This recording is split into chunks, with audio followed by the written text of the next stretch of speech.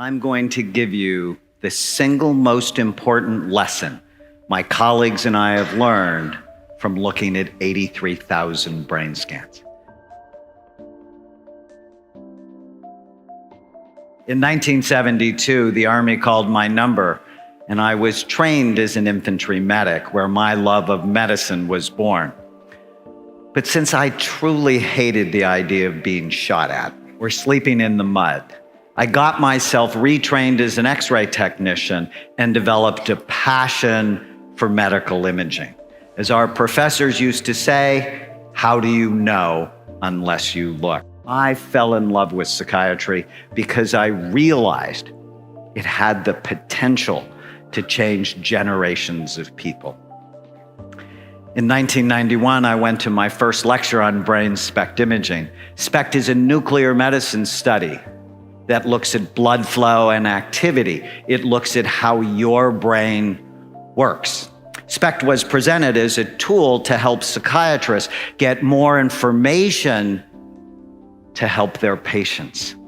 In that one lecture, my two professional loves, medical imaging and psychiatry, came together and quite honestly revolutionized my life.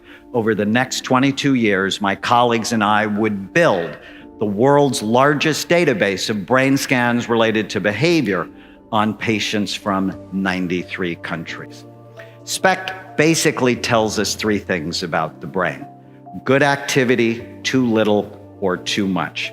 Here is a set of healthy SPECT scans. The image on the left shows the outside surface of the brain, and a healthy scan shows full, even, symmetrical activity. The color is not important, it's the shape that matters. In the image on the right, red equals the areas of high activity, and in a healthy brain, they're typically in the back part of the brain. Here is a healthy scan compared to someone who had 2 strokes.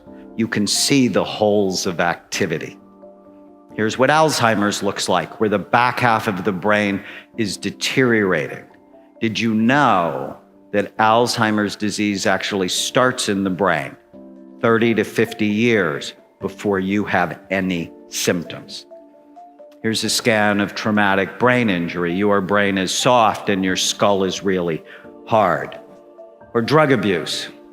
The real reason not to use drugs? They damage your brain. Obsessive compulsive disorder, where the front part of the brain typically works too hard so that people cannot turn off their thoughts. And epilepsy, where we frequently see areas of increased activity. Before imaging, I always felt like I was throwing darts in the dark at my patients and had hurt some of them, which horrified me. There is a reason that most psychiatric medications have black box warnings. Give them to the wrong person and you can precipitate a disaster. Early on, our imaging work taught us many important lessons, such as illnesses like ADHD, anxiety, depression, and addictions are not single or simple disorders in the brain. They all have multiple types. For example, here are 2 patients who have been diagnosed with major depression that had virtually the same symptoms, yet radically different brains. One had really low activity in the brain, the other one had really high activity. How would you ever know what to do for them unless you actually looked? Treatment needs to be tailored to individual brains, not clusters of symptoms. Our imaging work also taught us that mild traumatic brain injury was a major cause of psychiatric illness that ruined people's lives, and virtually no one knew about it because they would see psychiatrists for things like temper problems, anxiety, depression, and insomnia, and they would never look, so they would never know. Here's a scan of a 15-year-old boy who fell down a flight of stairs at the age of 3. And even though he was unconscious for only a few minutes, there was nothing mild about the enduring effect that injury had on this boy's life. When I met him at the age of 15, he had just been kicked out of his 3rd residential treatment program for violence. He needed a brain rehabilitation program, not just more medication thrown at him in the dark or behavior therapy, which, if you think about it, is really cruel. To put him on a behavior therapy program when behavior is really an expression of the problem, it's not the problem. Researchers have found that undiagnosed brain injuries are a major cause of homelessness, drug and alcohol abuse, depression, panic attacks, ADHD, and suicide. As we continued our work with SPECT, the criticism grew louder, but so did the lessons. Judges and defense attorneys sought our help to understand criminal behavior. To date, we have scanned over 500 convicted felons, including 90 murderers. Our work taught us that people who do bad things often have troubled brains. That was not a surprise. But what did surprise us was that many of these brains could be rehabilitated. So here's a radical idea. What if we evaluated and treated troubled brains rather than simply warehousing them in toxic, stressful environments? In my experience, we could save tremendous amounts of money by making these people more functional, so when they left prison, they could work, support their families, and pay taxes.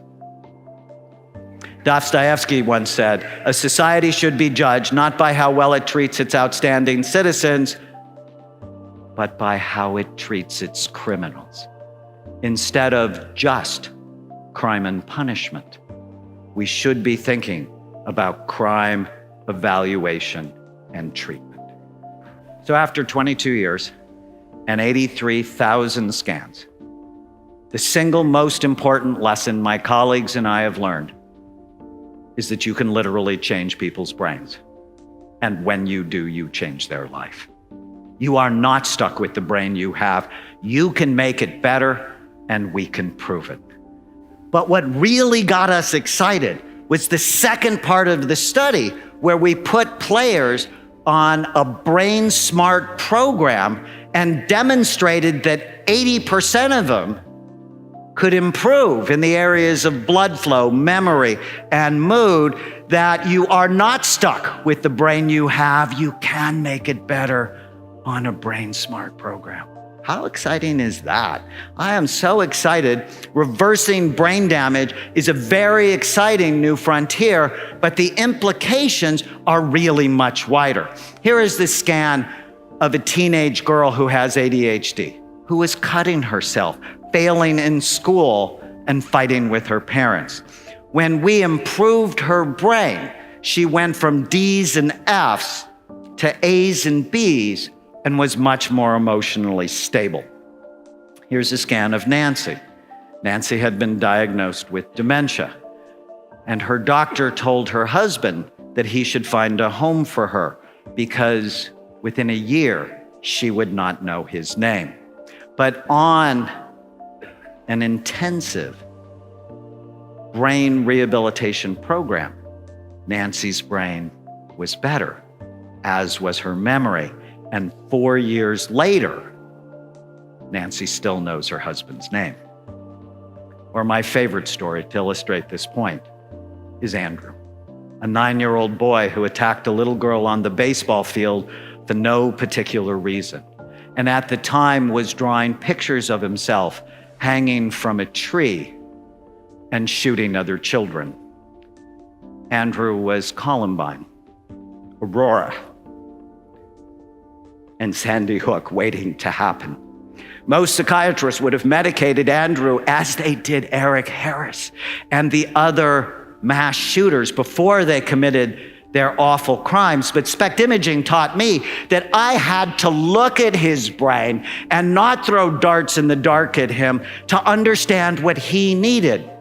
His SPECT scan showed a cyst the size of a golf ball occupying the space of his left temporal lobe. No amount of medication or therapy would have helped Andrew. When the cyst was removed,